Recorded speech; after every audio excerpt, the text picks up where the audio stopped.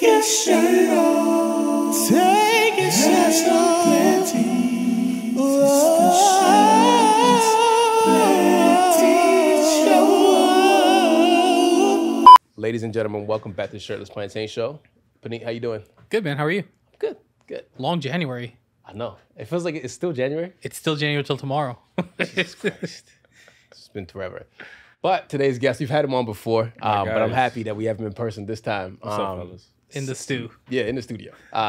Maryland legend. Like I said, I think everybody's heard me tweet this and say this before. Maryland has some amazing soccer players. It's another one. Bro. And it's Ethan White. Used to play for DC United, Philly Union, and NYCFC. Mm-hmm. Thank you, Ethan, for joining us. How you doing today, man? I'm good, man. I'm good. Thanks for having me. Thanks for Of pulling up. Of course. I love that Maryland legend shot. I don't know if I'm there yet, but Nah, listen. I'll like, take it. we're around the same age. You're 91, I'm 90. So we know the same players, we know the same people. So I say that for a reason, because who was your club team? You played with Roadrunners, right? Roadrunners was the year below me. Okay, but all those guys are my boys, so we would train with them. But I was on Potomac Cougars. Yep, I remember. Until I was 14. Then Bethesda Arsenal, which was like the team above Roadrunners, so we would scrimmage them all the time. And then I went DC Academy. Listen, that's just some stuff you're like, listen, this sounds foreign to you. I get it, because New York had the same way. We had Albertson, we had a bunch of circuits over here. Yeah. So I get that, like, and you guys were a hotbed for that mid-2000s also. Hotbed. That's bro. what people don't realize. You guys were legitimately like a hotbed for talent from, like, I'd say 04 to 09. No, not even that. Before then, because you know who came from Maryland. If you don't know, Gucci Onyewu. Yep. Gooch played with my coach. Gooch was with my coach. players from Maryland that people don't know about. Yeah, I didn't know about Gooch. area. Gooch is from Maryland. Yeah, like that whole DC, Baltimore area, like Northern Virginia. We pump out talent like it's nothing. Like you play with Drew Yates. We play with everybody. Yeah, Drew Yates is my boy. Yep. Yeah. So the reason why I brought that up is because there's a kid that on Bethesda Roadrunners who. He knows. I'm about to say his name, Lester. You remember Lester Dewey? Yeah. You told me about Lester countless times. Lester at 11 was playing with Koulibaly when we went to France when Lester was younger. And then there's another kid on there too, Joe Zhao. Remember I told you Joe got his debut from Jurgen Klopp. He played for Firmino. Again, baller. he was playing with you probably know my brother. My brother played with Baltimore Bays and like all that. Benga. Oh, yeah. Darren Bang was your brother? Benga's my brother. Yo, what? I did not know that. What? So, Benga's my brother. So, see, super small world. Damn. Very small world. And you know Rodney, right? Rodney's one of my best friends, Of course, bro. yeah. So, Rodney played with my cousin, Corday. You probably know Corday. I don't know the name, but I probably know the like face. super short, like Nigerian kid that played NC State. Okay. And played for Kansas City. That's my cousin. Yeah, okay. Yep, I know so that again, is. Maryland, stupid amount of talent. Yeah, mad talent. Yeah. Mad talent. But yeah, how'd you get into soccer? I remember you told me your mom is German and you had an older brother play. So how'd you get into everything? That was like the intro. Like my brother grew up playing all sports. I'm 5 years younger. Okay. And then my dad gave him like all like baseball, football, basketball. My brother didn't really like any of them. Yeah. And then my mom was like, her brothers played professional in Germany. She was like, let's just try him in soccer. And he put his boots on, went out there bald, hated it the first day. Went out there the next day and was like, okay, I love it. And then I just wanted to do the same thing. So I started playing too, and I never stopped. Yeah. Never stopped. And you went to go play for Potomac Cougars, man. Maryland State Cup. Let's talk about that, man. Like Maryland State Cup was a fun time. Soccerplex, played the Soccerplex. I remember when Soccerplex opened, and you could stand in that one spot and see like mad fields. Yeah. And when you won State Cup, that you really knew that you were like the man. You feel like you're the king of the mountain. The thing about Maryland State Cup is like it's such a small world, right? With Maryland soccer because everyone knows each other. But it's just like now you're playing against your friends. You're playing against people that you grew up with. Like some people you went to high school with, some people you went to middle school with, and it's nuts. It's like you're playing against everybody that you basically grew up with in your backyard. And that's kind of how like Freddie got found. Like Freddie was found in like the State Cup and all of that stuff. So Maryland is small, but like there's so much talent there. There's mad good teams. Mad good teams, mad good players. I think it's a lot of the mix of the cultures, like the African culture with the Caribbean culture with the Latin culture. And then, but there's like mad, like my coach was a captain of the Cameroon national team at the World Cup. So like, there's mad like people who come to the U.S. or in that land in the area that have like a deep root in football, like Philip Zhao. Yep. Like Joe's dad. Yep. Like Howard Legend took Howard to the national championship. The only time I ever won it with all those Caribbean players. Like those coaches exist in the Maryland area. So all the kids got the top training. It's a lot of first generation players like myself. Yeah. Either from European descent or African descent, like there's mad players. You got kids, like you have a team where like for example, my brother's team, right? Yeah. Half the kids were West African. You got a Hispanic kid. You remember Jonathan Guzman? Yep. I remember that name very much. Jonathan Guzman, he's El Salvadorian. So you got all these kids like all together, and it's just like, yo, what is going on here? Yeah. I remember when they won State Cup in 2005. It's a funny story. Like this older, they were playing Potomac. They beat this team. I think it was 11-0. Like they were like U11, I think back then, or U12, something like that. And the lady was just upset. It's like, they took all these African kids from Africa and they put them on like after she was. The parents do be saying crazy shit like that. Yeah. Though. They really do be saying that shit. They do. And like the coach got mad because like again, another coach, he's from Sierra Leone, Coach Ed. You probably know Omar Kaba's dad. Yeah, of course. Yeah. So again, like the coach's like, okay, bet. Only one person here was born in Africa. Everybody else is born in America except my brother was born in London. Yeah. And he like literally said their name, their age, and where they were born. The lady felt so stupid. I was like, that's just the shit that we grew up with in Maryland. So just nonsense. But then you went to DC, which is funny because I think the academy is kind of like why we have a lot of the talents we have now on stage. Oh, for sure, yeah. Because it was 06, 07 when they changed from like State Cup. Like so they went from youth soccer into like this academy where like professional teams will have their own academies. It was a pipeline early on. Yeah, so it was difficult at first because the Nike academies, right? And then like the first team that won was the team I trained with, was the Bays with Chris Agorsa and all those guys and Mike Rose and all those guys. Yep. So first team to win at 16 was that, and then like now you see all these kids like DC, like Dallas has all these players. So that kind of started everything. And like I think for you, my question is like, obviously you went to Maryland and you went to DC. Like, how do you see like the sport has grown since then? Like. I think it's grown a lot. Like I think this. Well, I was the first generation that went from, like you just said, like, was it Region 1 or whatever? I don't know. I don't know what the overarching thing was called. The ODP. Yeah, era? the ODP era to like the academy era, and I played a year up. So like I would have played with the year. You know, Prince. All those dudes, Prince. Yeah. And who else was on my team? Darnell Edwards. I remember all those guys. Yeah. So those guys left the first year, and I was 16 playing 18s. So I was the first one to go through 2 years of the thing of academy and then go to college. Okay. One thing they didn't tell me was that if you signed academy and played in academy, you signed MLS, that MLS team still owned your rights. Yep. So DC offered me a contract when I was in high school, and I said no. And I thought going to college, like DC was out, the rights were gone. So when I left to go to, I thought I was going to the draft. Yeah. DC was like, nah, bro, we got your rights. Nah, you come back home. Yeah, I was like, no. But I mean, DC United is I can't hate, but DC United is my hometown squad. Yeah. But like, that's the craziest thing that people don't realize. Like the MLS rights, they're nutty, man. It's a lot. But to get to what I was saying, I think it's grown a lot because now I think that pipeline and how things function within that system are more clear. Yeah. So like players are more introduced into the first team quicker. Like you see 16-year-olds signing now because they see the potential. Now there's like a loan thing. Players are more likely to go to Europe at a younger age. It's more like open to like those kind of movements. And I think it's training obviously is way better. Yeah. So I think it's just more refined now. I think, and obviously the level is increasing. So it had to be cleared up because think about it, like you just talked about your situation firsthand where you thought, oh, cool, I really don't want to play for DC. No knock on DC. I just, you want to explore your option. You want to go college.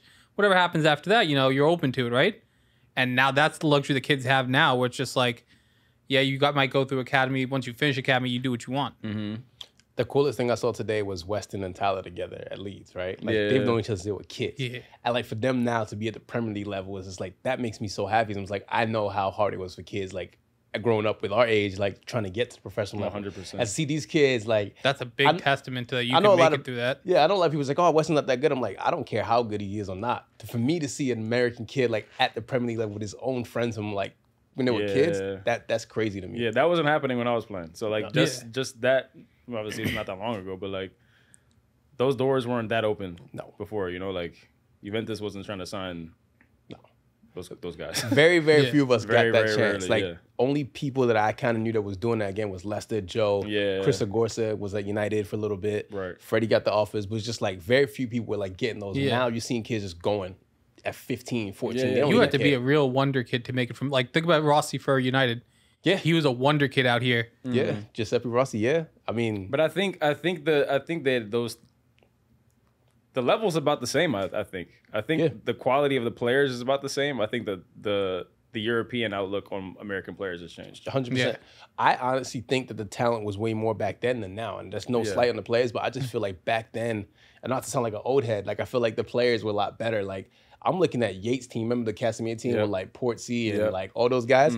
That was a team and a half. Like that team had I'm trying to remember, like AJ De La Garza was on that team. Darko. Yeah, all those guys. Like there was a lot of really talented players. Like Rodney Wallace on that team. Like I said, so there's a lot of talent in like just American. Like so when I see people saying, "Oh, America has talent," it's like no, we've been had talent. You're just now getting aware to it. Like I've been saying that before, like since we've been friends. Of course, like the very first time, because a lot of people look at me as like I'm not shocked that American kids are doing this because this is something that we've seen for a very long time. Shit, we saw it on a lower scale. Like think about all the American people who were going up in like Donovan, Beasley. They were playing over in. Like the American talent was always there. Yeah, it's just that there's been a better pipeline and access to get to Europe. More structure. There's more structure is the word. There's structure there for them to succeed, so they don't end up like, 6 months there, I'm coming back home. Yeah. One thing I wanted to ask you was NCSL. It's a super Maryland niche thing again, but crazy. Those days were nuts, man. You go to some random high school. Random high school, a terrible field. Sometimes the field is great, sometimes it's horrible. Yeah. You're playing on a football field. Not even a football field, man. You're playing in somebody's like rich dad's backyard. It's so bad. It was like, so bad. Somebody would like draw the lines before the games. It was nuts. Yeah. Man, like it was a hilarious time. Because like now think about it. And you see the structure now, like, the academies, these kids got it good. And I'm happy for them because it's just progress. Everyone gets the progress. Hell yeah. Talk about Maryland. That's another school that was like a big powerhouse. Playing for Sasha. How was that? It was amazing. I mean, I went to Maryland. I picked Maryland. A lot of ACC schools were trying to get me. UCLA was one of the big schools I was considering. But to me, Maryland won the national championship the year I was going to commit. And then Rodney was there, AJ was there, Kwame was there. There's so many players I knew. Matt Castle was there. So many players I knew from the national team and being from Maryland. Yeah, I was down the street. They had like 10,000 people at the games. I went to my visit. They were playing Duke and they smashed them. And it was like, it felt like a professional environment. You know, like top equipment, top gear, top training, top coach. I was like, this is what's gonna prepare me to go pro. So I was like, that's why I went. Yeah. There was no other reason. I didn't even want to go to college, but like Maryland gave me that environment I needed, and I took it. Yeah. Sasha's, man, that guy's he's different, bro. Sasha's done pumped out so much like talented players, man. Yeah, all of them. You play with I'm not sure if you remember. You remember Marquez Fernandez? Yeah, Marquez. It's my brother's team as well. How is he? Have you talked to him? Not lately, but again, this is like a big. I haven't talked to Marquez in that long. Yeah.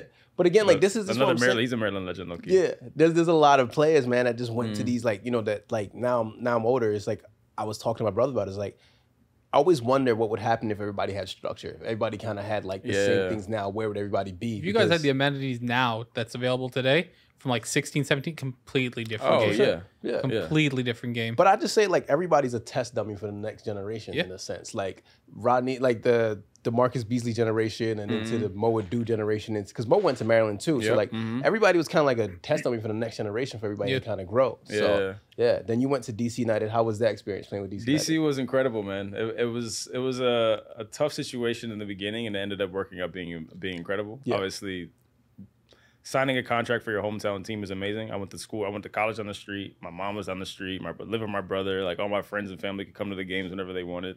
It was amazing. I mean, but RFK. RFK, like RIP, but like you know what I'm saying? Like it was amazing. It was amazing. Yeah. Won a trophy. I think the last trophy they won. Yeah. So Jesus. No, it was incredible. Incredible experience. Played for my guy Ben Olsen. Yeah.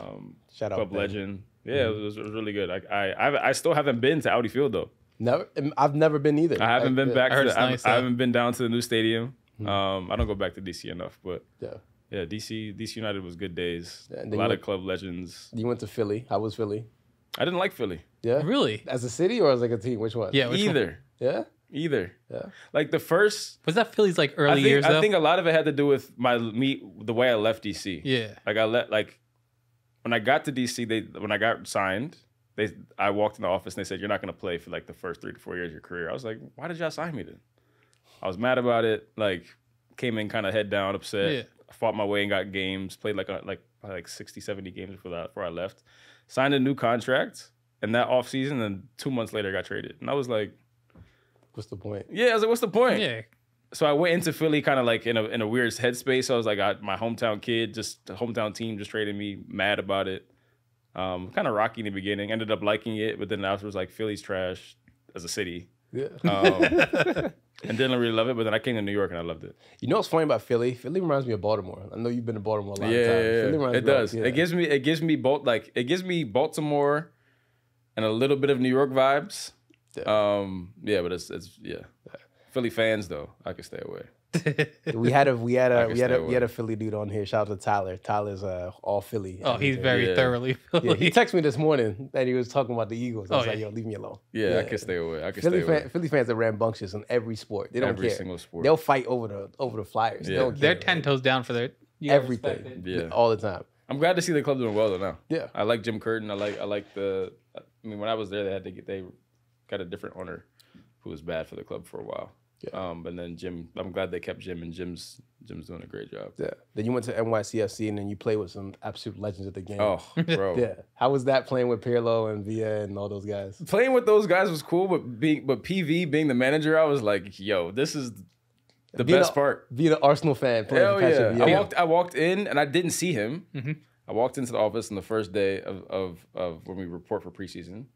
And I hear somebody say my name, and I'm like, this guy knows my fucking name, bro. I was like, this guy knows my fucking name. It's so crazy. Yeah. Were you starstruck or were like, though. Oh, I can't mess around. Like, I gotta, like. I mean, I'm not one to really get starstruck that often, but I was just happy to be in the same space, like, with him. And obviously that he's a big ass dude, but also he's a big presence. So, like, big personality, funny guy, strong at the right times.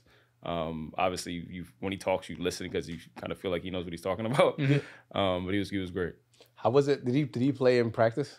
Yeah. He can't move, but like his touch is great still. Like he'll still like play you in crossbar and play 5v2, and he's still nice. Yeah, he's still nice. He's still dirty. He's a dirty ass player too. That's like step on your toes on purpose, and that's the funniest thing. Is just like you see these older players, and you're just like, I know why you played that next level. It's like you see the touch. Yeah, like you're just like, okay, I see exactly why you were like. Yeah, he was different, bro. He was different. That's insane. Like, and then Pirlo and Lampard and Villa, like those guys were. How was that? They were just like, they were doing, like, Pirlo would do shit in training. I'd be like, how did you see that?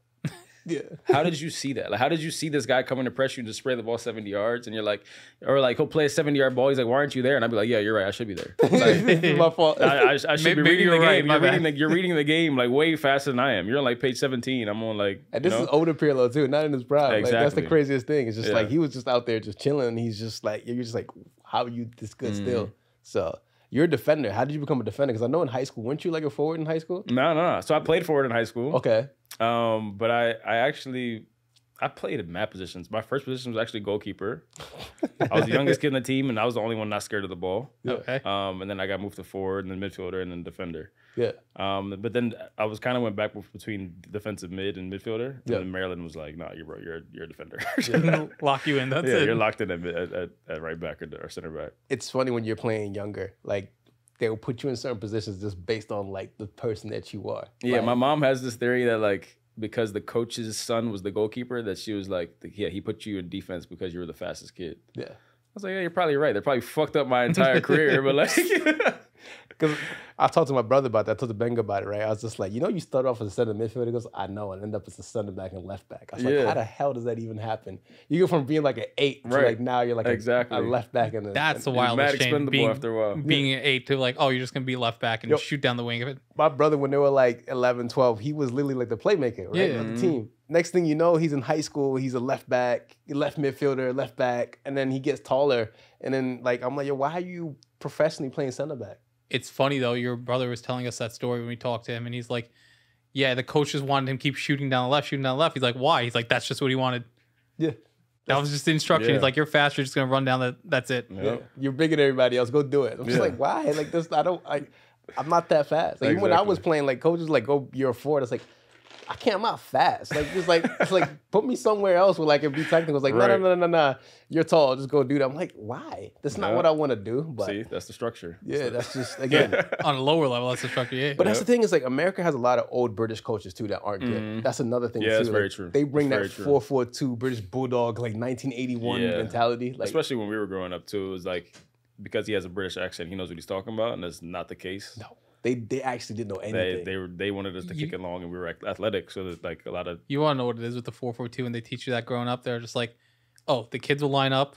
You tell them move forward, tell them drop back. Move forward, drop back. Yeah, they get their cardio in for the day, and that's it. At all. If I was smart and thought about it, it's like, you're in America for a reason. You failed in England. That's why you're not in England. Right, yeah. Why Like, you need an academy at Charlton or Reading or something? Yeah, that's why you're not over home, because they didn't want you back home because you sucked. Exactly. So I should have thought about it that way. So then after NYCFC, you retired. Like what? Like I know that was like super abrupt. Like what made you just kind of like? I had actually been thinking about it since I got traded out of DC. Yeah. I think like for so long in my life, like football was like my escape from everything that happens in life. Just like when you walk inside the lines of that field, everything that you're thinking about, stressed about, is gone. Yeah. And then when I got traded, I started to think about the game differently. I'm like, I'm mad expendable. I'm just a pawn that's been shipped around. And after a while, I was like, I'm good off of it. Like I'd already been doing photography, creative things for like 3-4 years professionally. I was probably making the same amount of money playing as I was doing creative stuff. So I was like, might as well just start this transition now. Yeah. I went to Norway. I went on trial, and the team was like trying to sign me. I was like, they sent over their contract. I looked over. I was like, this is not enough money. If they double it, I'll consider it. So they doubled it, and then I still was like, nah, I'm trying to go back to New York.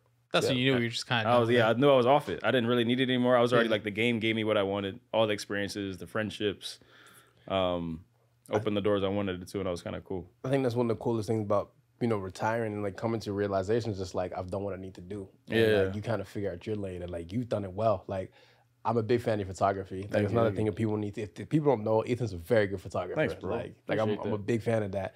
You were with Deshaun, right? Yeah, man. How's Deshaun doing? He's good. He's good. I haven't spoken to Really Deshaun. good. Still in Baltimore. Yeah, that's when I started like realize like we all knew each other was when you were with Deshaun, like doing the whole sneaker stuff like back then. Yeah. So there's a kid like Deshaun, again, another talented kid in Maryland who like, again, I feel was given the wrong end of the stick. Like he should have been baller, like, bro. Yeah, he is.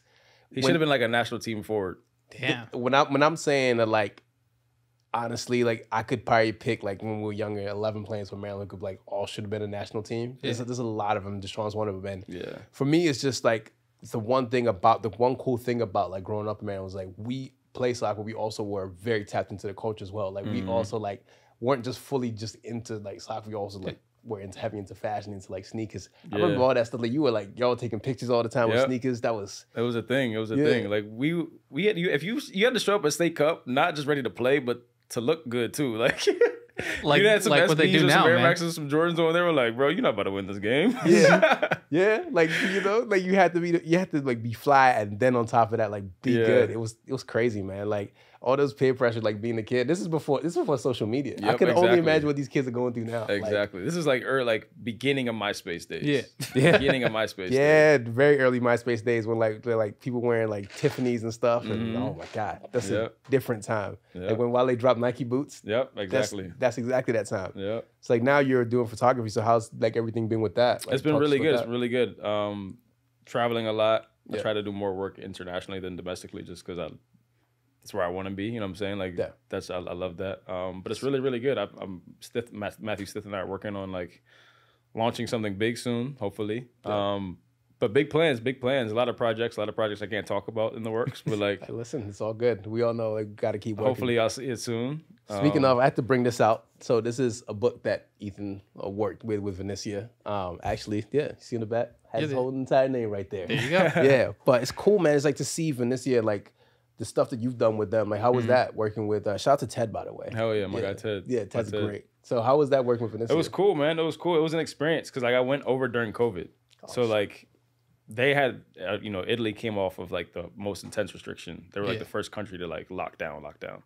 So when we were talking about it, he was like, "Yo, you want to come over?" I was like, "Bro, you're kind of going through some shit right now." But like, I don't know if I want to be over there. And then they like kind of lightened up as we went into like a big lockdown. And I was like, okay, now I agreed. I flew over there, and like probably like within 2 weeks, it was completely open. It was like a full adjustment from New York, where it was like ghost town, to like, okay, we're in Venice. There's tourism back. I get there, season starting. 2 weeks later, lockdown.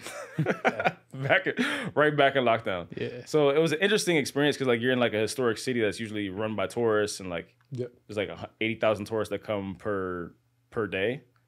To like everything being locked down, but then you get to enjoy Venice for what it is, the beautiful architecture, the town, like the Venetian people are way different than like the Southern Italian people. So like getting like building those relationships, working with those players, those guys was dope. But then obviously they got promoted. So like being a part of that and seeing that for the first time in years, like 20-something years, was crazy. Yeah, it's crazy.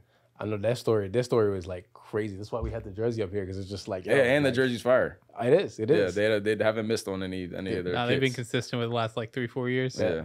So what's it called? What's been your favorite projects you worked on, like as far as like photography and stuff? That one's one. I also Ted's working on with Athens Kalithea, that club in Greece. Remember that? Yeah. I was over there for their kit release. Okay. I shot Champions League final 2019.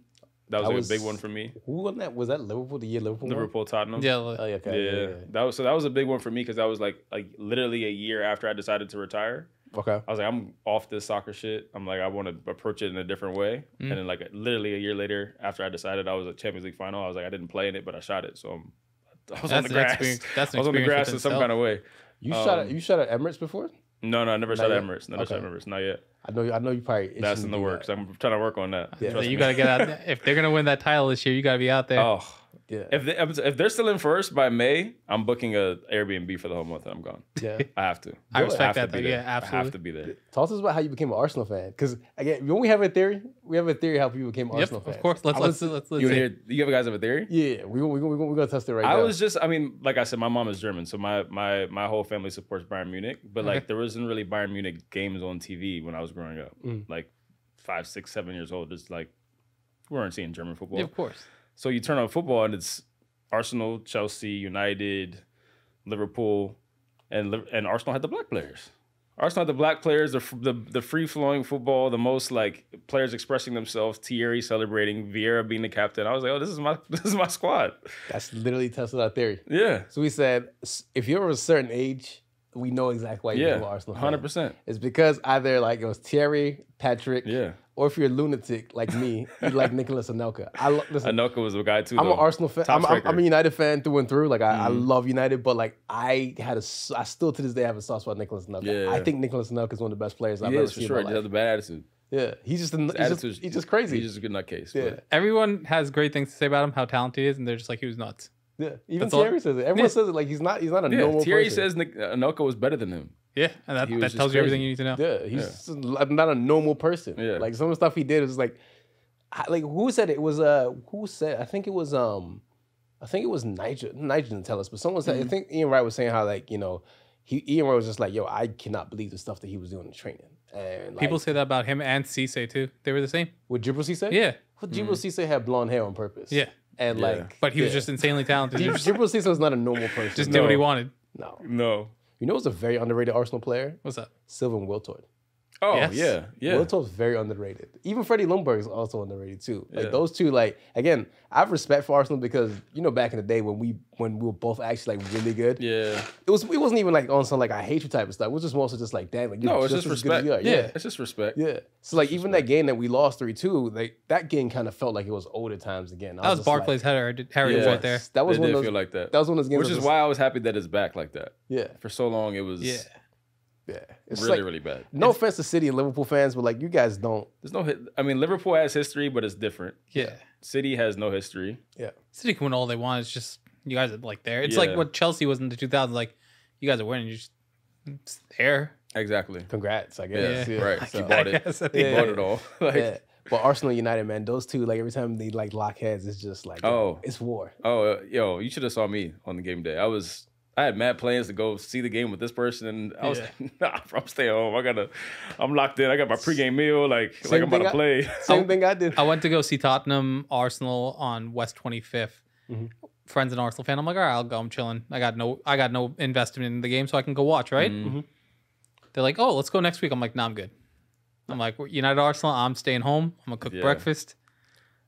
I can't be out. That's what about superstitions. I don't watch United games with anybody. I really try hard not to watch because most of the time I'm working anyway. Like I'm doing my job, but like if you're trying to make me watch a United game with you in person, you can't see me like that. Because you know me, my English accent will come out, and I'm like, nah, I'm good. Like you don't need to hear any of that. There's no way you're not gonna hear any of that. Like you're gonna hear some curse words that like you don't even want to hear. So nah, I keep it alone. Yeah. Let's get into some rapid fire questions. I had to bring up my phone for this one. Right.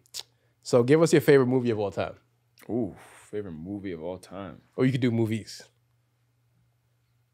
Paid in Full. Okay. Scarface. Okay. I love these questions because people have to think. This is actually think. Y'all gonna judge me friends with benefits? Don't judge it. That's a hit. You're good with it, man. It's whatever you. Listen, I love a good rom-com. Love a good rom-com. Rom-coms are great. Rom-com is the best genre. Yeah. It really is. Like Boomerang's my favorite rom-com, by the way. okay, Boomerang's fire. That's the one with the Eddie Murphy. Yeah. That's my favorite rom-com. fire. That and 10 Things I Hate About You. That's a good one classic. too. Yeah. That's a very like underrated one right there. She's just not that into you. It's a great one. It's a great one. It's a great rom-com. Yeah. Speaking of rom-coms, I saw the new Eddie Murphy movie, You People. I fell asleep. Netflix. I fell asleep. I'm tempted to watch it. I How gotta was finish it. I gotta finish it. It was so bad that it's good. It is the one of That's kind of how I felt like watching it. That's probably why I fell asleep. I was like, this acting, either the acting's bad, the writing's bad, like something's off. It felt like Eddie Murphy owed Kenya Barris a favor. That's Yeah, really right? what it Like- felt like. They all felt like they owed him a favor Yeah. to be in it. It was Yeah. like, there's no way y'all should be in this movie, but it is what it is. Cash it all on one ticket, man. Yeah, man. Go ahead. No, you go ahead. Give me your favorite food spot from DC, Philly, and New York. Ooh, DC, One from Philly, each. and New York.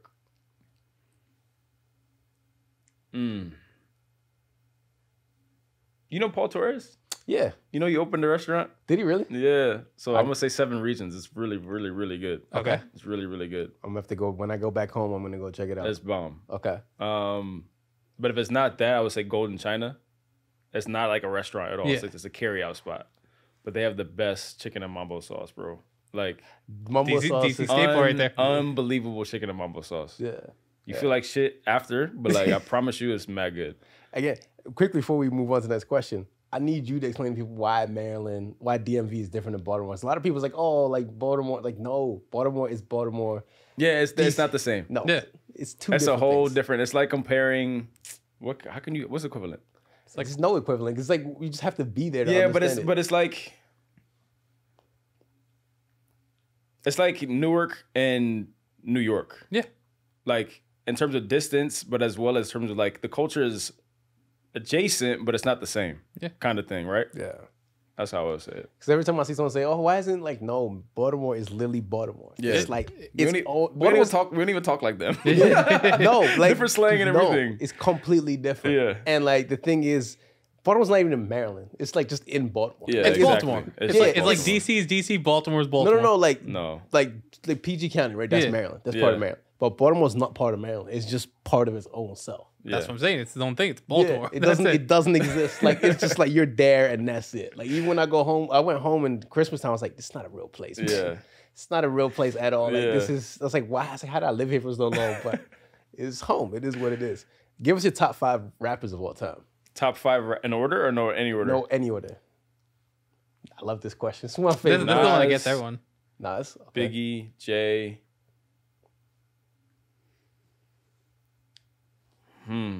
See, this week get stumped.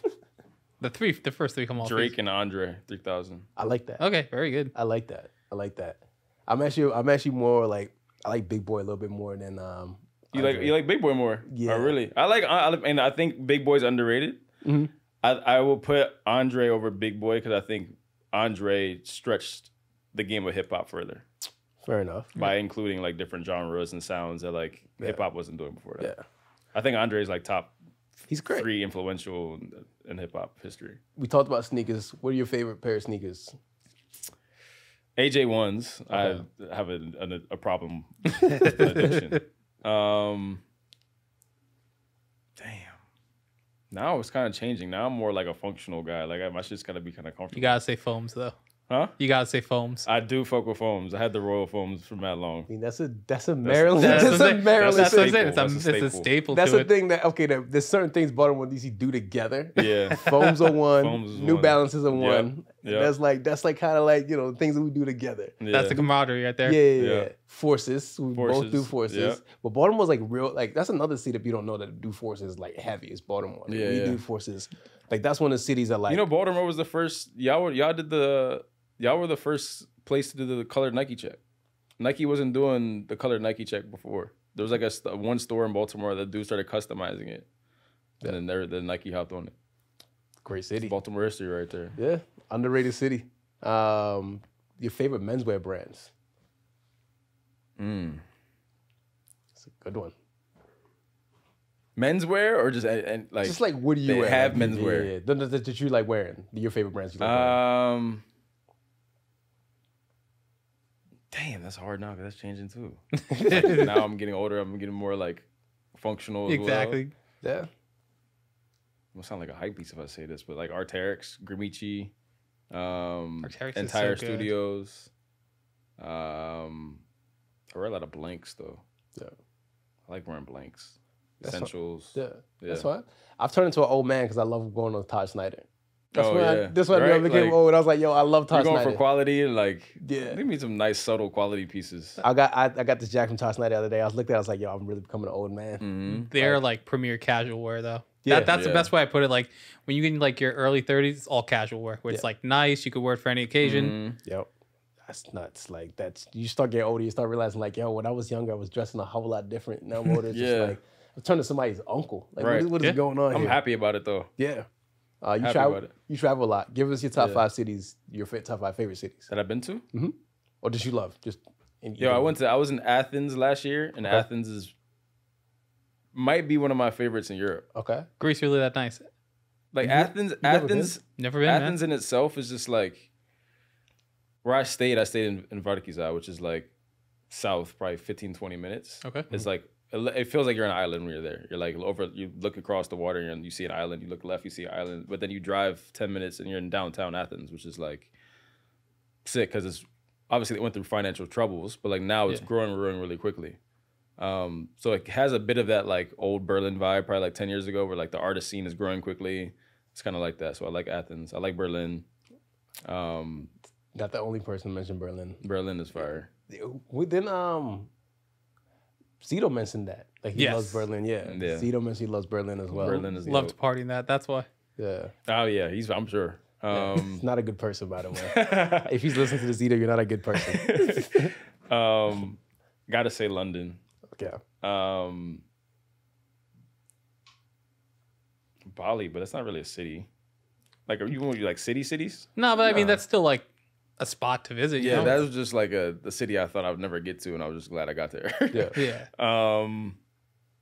And I gotta say Cologne, where my girl's dad's from. Okay. Like that's probably where I felt the most home outside of America. We're in Germany? No, it's in Panama. Oh, Panama. Okay. Oh, yeah. It's like everybody looks like us, and acts like us, and like it's just like everybody's having a good time. You understand Spanish a little bit better? I can understand enough. Yeah, I can understand enough. They think I'm Panamanian, so they yell at me in Spanish, and I'm like, I'm good, man. I can get by.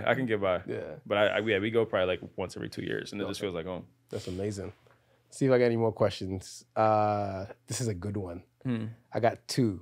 It's a 2 question. You're gonna like this one. Give us your 11 of your best players that you play with and your favorite players of all time. So like, I need 11 of the players you play with, like even people that I might know, but people might not know, like just in general, and like your favorite like professional players of all time. Damn. I thought about that one. What formation am I playing? I get the pick. You anything you want, man. Yeah. You can put a striker or right back if you want. It don't even matter. I need to know like from Maryland days. I need to know like. I was gonna say that's a good one because you can really get back into the Maryland days. I'm gonna go Rodney. See, so that's what I'm saying. Rodney can play left back. Rodney's playing left back. I'm sorry, he's not a left winger, bro. Rodney left back. I'll go. Am I putting myself on the team? If you want, you got it, man. You got the captain's armband. Yeah. Fuck. Or you can be players coach, whatever you want to do. This is all you. I think who I want at center back. This is tough. I'll put myself at right back just because. Okay. I'll put AJ De La Garza at right center back. Okay. Damn, I'm trying to think who else. I'll come back to center back. Okay. I gotta put Deshaun at striker for sure. I'll put Joe at right wing. These are mad like Maryland. Niche. I know. Yeah. I don't know how niche you're supposed to go. It don't matter. Okay. Because the right people are gonna hear it. Yeah. This is it. Left wing is gonna be tough. I think Joe out in Norway now too. He is. Joe is in Norway. Yeah. I'll put David Villa on there. Why not? Left wing. David Villa, Deshaun, and Joe is like crazy for us. That is the craziest thing I've heard all week. That's some goals right there, though. Yeah, that is nuts. I'll go. I'm gonna put Mo in the middle. Mo in the middle with. Okay. Who's my 10? Lampard. Right, Lampard. I'm gonna put Andre at 10. Pirlo. You know Andre used to be 10? Yeah, Pirlo, like his interdays. I remember. Yeah, he was nice at the 10. I'll put Andre at 10. Keeper gotta be Bill Hamid. Has to be Bill Hamid. Now you I got one more midfielder, right? You got center back too. Center back and Center back and midfielder. Patrick Vieira. Oh yeah, PV. He's my manager. I don't really play with him, but sure, I'll put him there. Nah, he can get him. Play with him in training. I'll put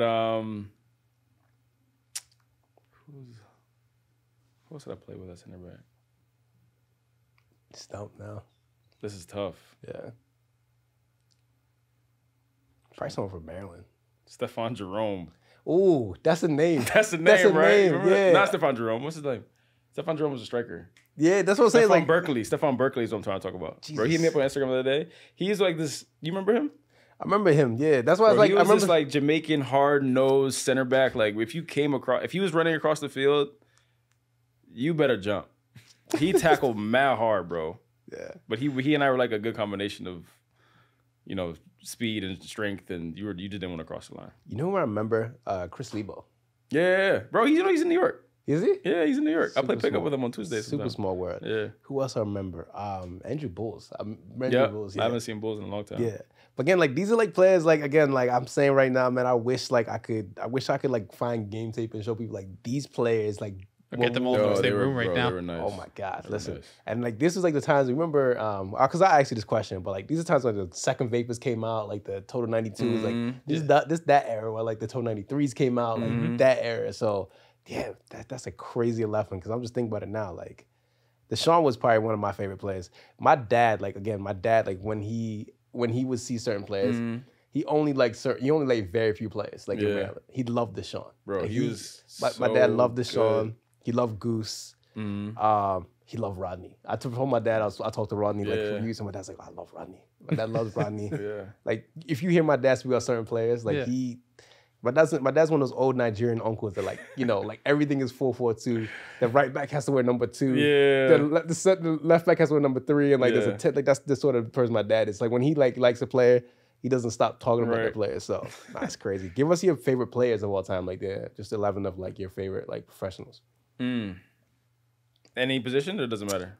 You're the coach. It's your team. I gotta go TT up top Of course. with D Ronaldo. Okay. So you're going 4-4-2? I go I like 4-1-2-1-2. Okay. I go TT and Ronaldo up top. Okay. Zidane, Edgar Davids, Nedved, Vieira, Ashley Cole. That's crazy to say. If you hear an Arsenal fan give high praise about Cole. Bro, Ashley Cole was unbelievable at Arsenal. I just fucking hated that he left. It was heartbreaking that he left like that. But Yeah, that's some of my boys are Arsenal fans. You know, some of my boys not in this part of this group as well. They're Arsenal fans as well. Hate Seth to this day. Really? He hates Seth. I mean, Cess is wild but at least he left first. Yeah.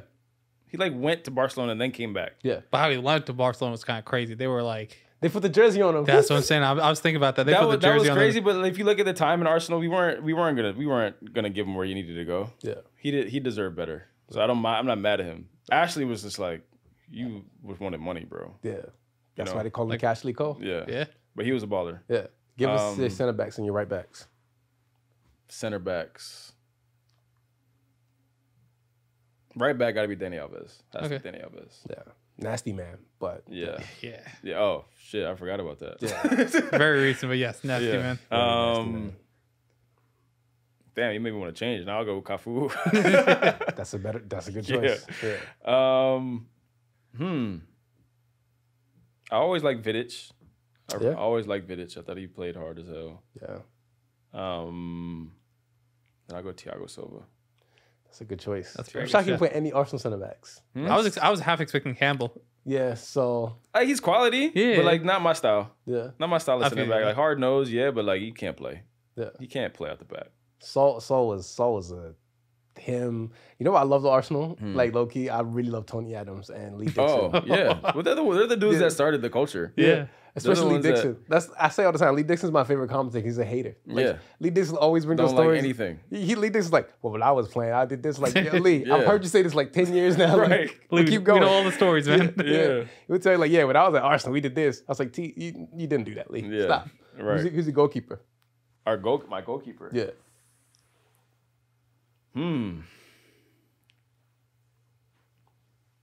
Give me Jeter. That's it. Dita's a name I haven't heard in a while. Nelson Jeter. That's a good goalkeeper. He's a baller.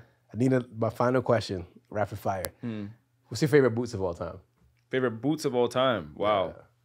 Gotta be the Flint Gray Total 90s. Which ones? When Ronaldinho was going crazy. The white and gray, the gray ones, the Total 92s, with the hint of the red and the studs with the round studs at the bottom. Yeah. So are we talking about the threes or the twos? Which ones? You got to show me a picture. I don't know the difference. I think it would be the twos, right? The ones with it had the 90 circle on the inside. That's the threes. With the it's not because the and two. It had like a line like that. Yeah, because the twos were the ones with the outside. You know, the ones with like the. I'll show you. This is mad unprofessional. Don't do this if you're ever like watching us. Don't ever do this. But this has to be done. Whatever ones Ronaldinho hit that dirty snake. These ones? No. Okay, yeah, I know these because these are the twos. Remember these ones? Yes, I remember those. Yeah, the toes are the ones. Type Flint Gray. I know exactly ones you wore because those are the ones that Freddie Adu wore. Bro, I wore those in high school and I wore them till my blisters were like bleeding up to my calf. I know exactly which ones he's talking about because I know that's why I said 2 or 3s. I know exactly which ones because those are the ones that those are like the Jogo Bonito days. Like I remember those ones because. That's when Freddie Adu and that's like the 04 run then. It's 04, this jersey. Yeah, the one that matches that jersey. Exactly. Yeah. That's why like I remember. I'm gonna look it up now.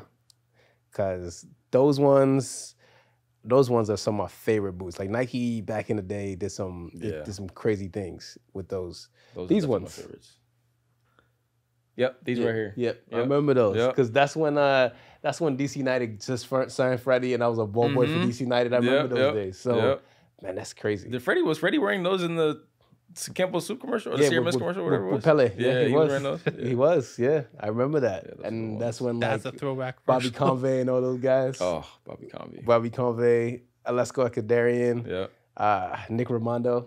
I randomly met Nick Raimondo in LA. Like good dude. He's a good dude. What the hell was that? 2 years ago, 2020. Remember I told you I ran to Zito in LA? Yes. So this story is hilarious. So like I went to LA, right? And my phone stopped working. I never told you this whole story. So my phone stopped working, right? And I've been downtown LA before. So I'm coming off the airplane and like 12 o'clock at night in LA.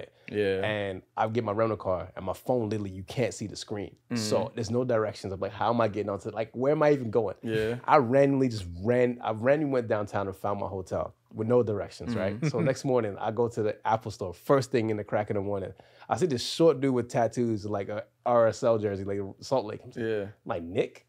I said, yeah, it's like Nick Raimondo. And we just had this random conversation about soccer. Like, super, super good dude. He's a good dude. Yeah. Nick Raimondo's a good dude. Yeah. Another goalkeeper I respect. Hell yeah. You got any more questions? No, man, we're good. Final question. 90th minute, you score a winner. What does your shirt say? What does my shirt say? Yeah. Who am I playing for? Don't matter. Damn, yeah, it does. Arsenal. You're playing for Arsenal. You score a winner against United. Oh. Yeah. Against United? Yeah. What does your jersey say? Damn. That's a good one. That people never prepared for this one. Right? I would have to have like a meme on my shirt or something. Yeah. A meme? Yeah. Yeah. Damn, I don't know what it would say. Probably say something like "fuck Sir Alex." Right? Like, nah, He's gonna do a meme. He's gonna be like the grave carrying me. Yeah. It's funny. Like this, I love this question because it's like I would say Glazers in or something like that. Glazers in is crazy. I would have That's Glazers violent. In. That's I hate United. I respect y'all, but I hate y'all. Nah, listen, it makes sense. I just don't like United fans come at Arsenal fans mad crazy. Yeah, and vice versa. And y'all have no reason to hate us. We do. No, we do. What's the reason? We just hate everybody. What's the reason to hate Arsenal Football Club? I want to know. What's the reason to hate Arsenal? We've literally gone head to head since the 90s. Yeah, but what's the reason to hate us? Direct rival. It's not even that. Not even that. And the fans were. Like, we dislike y'all because y'all spend mad money, y'all talk mad shit about our players, and y'all still don't win anything. Well, recently we haven't won either. Yeah. Yeah, y'all spent mad money. Well, Y'all spend mad money too? No, not compared to y'all. I mean, we made the money. Y'all made Sancho a bad player. Hey, listen. Hey, we're not going there. Y'all made Sancho a bad player. We sent him to y'all made Paul Pogba a bad player. Paul Pogba made Paul Pogba a bad player. Paul Pogba is still Paul Pogba, bro. We sent Sancho to the Himalayas. He's gonna be all right. Yeah, y'all drove him crazy. Yeah, but like we got a better coach. You gotta get centered, man. You gotta get in touch with your soul. That's what he's doing right now. I'm just happy that we got Erik ten Hag. I think everything is kind of like he's huge. Like he's like, I don't know how we stumbled into like the best manager on the market, like when there was no managers available, but thank God we did. He really signed on to manage for the Glazers. How crazy is that? Yeah, I mean, and he got lucky that they're about to sell the club, so he got himself. You don't think that's part of the deal? I think there was an understanding that they were gonna move on when he got hired. Yeah, there's definitely undertones because they were talking about leaving for how long? Forever. Yeah. Talk to us about your Pepe thing and your Anthony thing before we go, because we were talking about that. Who do you think is a better signing in hindsight? Now, after 1 year, what do you think? It's been 6 months. So after 6 months, what do you think? I mean, it all depends on like how you look at it, right? Like I see why they signed Anthony. Like it's a lot of money, but I see exactly why he signed him. Like I don't. Why? We haven't had a left-sided player in a very long time, right? Mm-hmm. And just from like it's gonna sound super tactical and nerdy, but like we all here, we understand that. Yeah. I think what Anthony brings is he stretches out the pitch, right? And he can actually like hold the ball. He does stupid shit with the ball. Like when he dribbles, we all know what he does. Like he does some dumb shit, but he knows Erik ten Hag's system. He knows what Erik ten Hag wants. And United right now trying to be a counter team when Erik wants you to hold the ball. We can't hold the ball because we don't have smart enough players to do that. He stretches out the pitch and like he brings out a different dynamic of just like with his left foot. I wish he was playing better. I really do, but I get the signing. Do I wish like that's why over the summertime I was thinking like who else is a left-sided player that like United could sign? And then my mind wasn't thinking of anybody else. I couldn't really think of anybody else. There's mad players. And that's what I was beginning. Well, okay. Well, here was the thing. It always comes back to he was a Ten Hag player. He knew the system. So that was like, well, if you want Ten Hag to succeed, wouldn't you want him to get the players he's most familiar with? So with all that said, right? Y'all said he knows Ten Hag, he knows the system. Why is he not playing better than he is right now? If he knows the system, it's a different country. Now he's still raw. Like even when I was watching, okay. So then back to the question you asked. Pepe came in, didn't know the system, didn't know the league, and did way better numbers than Anthony. For less money. That's fair enough. But at the end of the day, listen, where's Pepe now? Less money is quite a little bit different. It's not like we're talking. 73 and 85 is like 12 million. Yeah, that's a lot of money. That's a whole player. That's a whole player. That's a whole time. That's a whole. Man. In the grand scheme of things, that's really really not. Player, bro. That's a whole time. 12 million is a whole player. We did get Malacia for 12 million. Yeah. Okay. So, I do think that like he will get better eventually. I mean, he's shown like glimpses of like what he can do. He plays better when he has someone like Wan-Bissaka has been playing the last couple of games. He plays better when Dalot lines up as right back and overlaps with him. He plays better when Bruno's not being a complete knucklehead in the midfield. I know that's a crazy ask. I like Bruno. I think United is better without Bruno on the field. Bruno has his flaws. Bruno is. There's very much moments of inshallah on Bruno where he does something absolutely magnificent, and then for the other 85 minutes he's a complete knucklehead. But you win the game 1-0 because of that 5 minutes of brilliance from him. Yeah. But with a better midfielder there, with a right back, now it's coming back to like, oh, you're asking this, and this of a player who should just be able to come in and play. But I think if you just give him a good right back that overlaps, a good midfielder on his side, you bring out the best of what Anthony has to offer. I feel he'll come good eventually. That's what I'm not even worried about. Y'all look good though, man. Like I'm actually generally impressed with like Arsenal. Like I mean, obviously taking some time with Arteta. I know like when he first started, everybody was like, "Oh, I want to get rid of him," but it's just like let the dude do what he wants. That was the crazy thing. People were Arteta out with six weeks in. People were Arteta out 6 months ago. Yeah, and now look at them. They got the banners ready. They're on the parade route already. I was the first one saying get Arteta and not Patrick Vieira. Yeah, I was saying that before we even hired anybody. And this is somebody who played with Patrick Vieira. Yeah, I said that mainly because I didn't want Patrick to go to Arsenal under those conditions, and then you ruin a club legend's name. Yeah, that's a big. But Mikel generally cares, and I think the one thing that makes me happy though is like you can see like the players are buying like that. It goes with any club, even with United. Like you can see when the players buy into what the coach selling, like that's the most beautiful thing in the world. Like you can see like Saka's like all those dudes are fighting for Mikel, and that's just it. Like, and that's why Tuchel didn't survive at Chelsea. After a while, they just gave up on him. And like once your players give up on you, Like that's not. Yeah, not I mean, fun. I think there's mad undertones at Chelsea that shit was going left. I also think there was like a weird time in terms of certain players' contracts ending, and then a new wave of players coming in with the manager who's already that's a weird club hot in general, and cold on people. You know, so like. That's just a weird club in general, man. Yeah. Like the amount of money they've been spending, like these I last think two I'm starting to dislike Chelsea more than Chelsea's up there with Man United in terms of dislike for me now. Where's Liverpool at? I don't dislike Liverpool that much. Really? No. I respect Liverpool because they're a working class team who has mad history, and their time came around. They built it up. They got a good manager who implemented a system. Like if a team builds like that, I'm not mad at it. What do you think about City? I don't like City. Yeah. I mean, I don't dislike City. I don't dislike City. I just don't care about them. They're just kind of there. Yeah. Who do you think is going to win Champions League this year?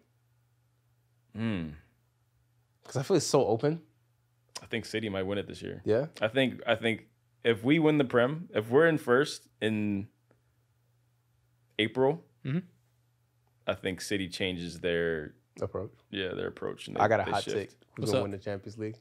I think Napoli's going to win this year. Really? I think Napoli's going to win. I think PSG got it.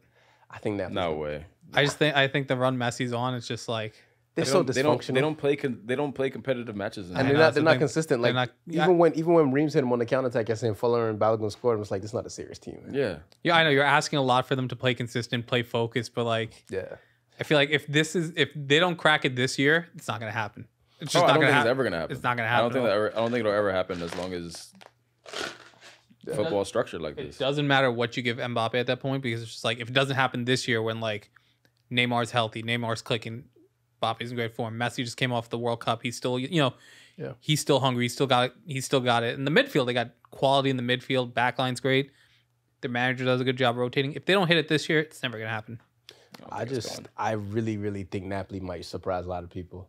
But then again, it's just like playing in Serie A is a lot different than playing in Champions League, like quarter knockout stage. Yeah, but at the same time, they were steamrolling Liverpool in the Champions League. I mean, I know Liverpool's like a little asterisk to them this year because some players were reserving themselves in the first half before the World Cup, injuries and everything. But they just came out those two games, they steamrolled them. That first game Napoli played against Liverpool in Naples. Yeah.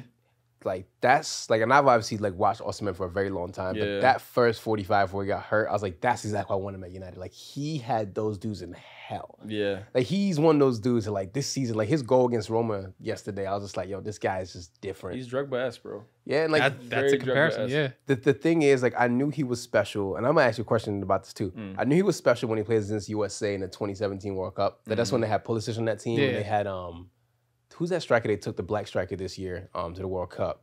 He was also on the team too. It's like their boy as well. He came late. He plays in Turkey. Forgot his name. Not Tillman, is it? No. The striker. Yeah. Do you like? Damn, I know exactly what you're talking about. I can picture his face. Yeah, me too. I can see his face. He scored against Netherlands. Haji Wright. Yeah, Haji was on that team too. But Osimhen put those boys in hell. He gave them like that whole entire tournament. I was like, yo, this guy. I called my dad. I was like, yo, Dad, we have a replacement for Yakini. My dad's like, what are you talking about? So I showed him the goal yesterday, but I was like, you know what? You're right. I'm not even gonna argue with you no more. I was like, he's special. He's a real player. Osimhen's really good. Talk to us about Milk Cup. That's one thing I forgot to ask you about. 2010 Milk Cup. Yeah.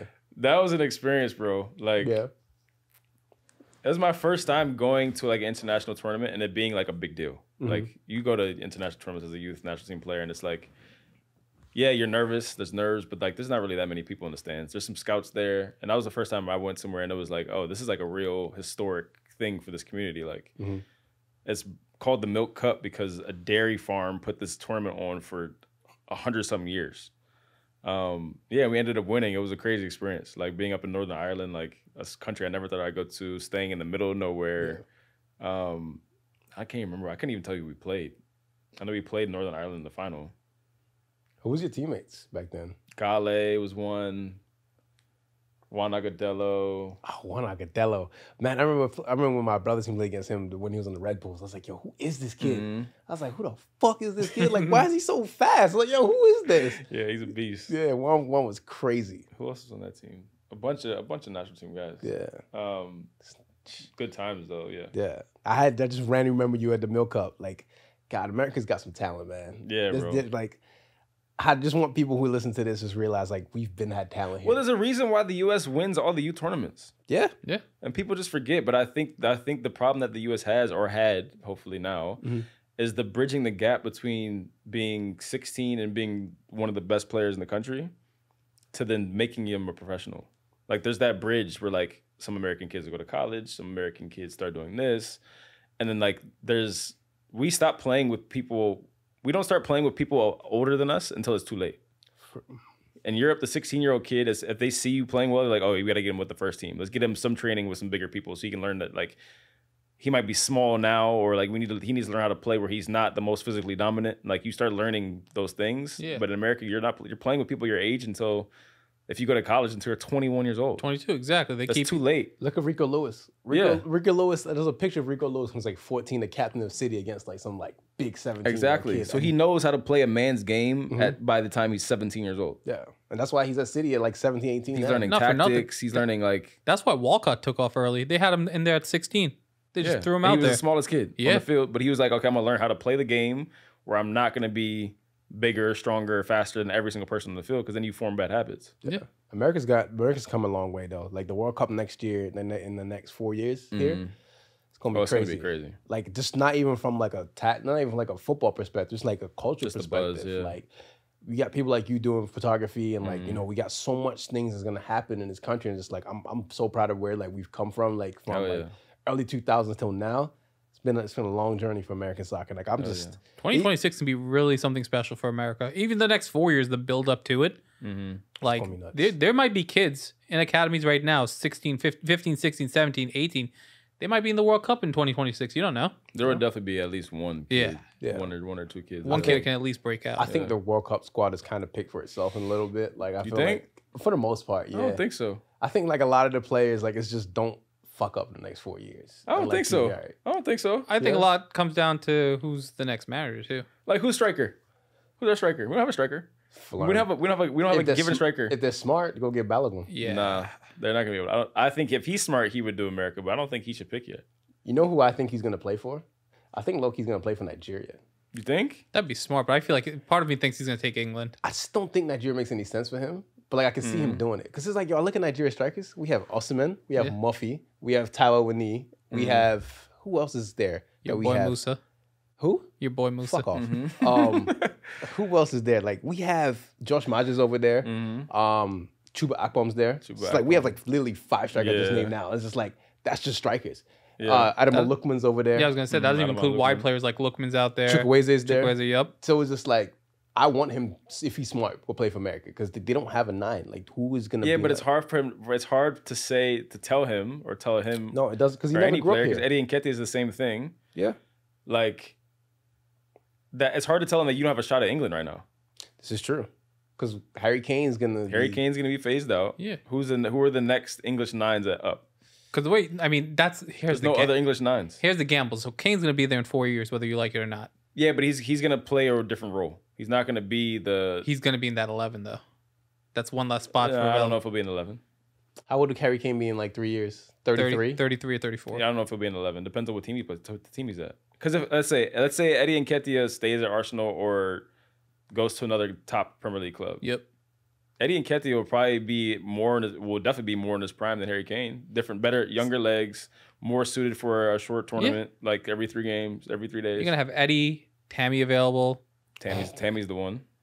Tammy's the one to watch. I'm not gonna say my opinion on Tammy. You don't like Tammy? I like Tammy, but again, like when I see Tammy and Osimhen, I say the difference is that Tammy grew up in London and Osimhen grew up in Lagos. And if you know, you know. That's all I'm gonna say. For sure. Yeah, that's all I'm gonna say. But I think Tammy's at the wrong club right now.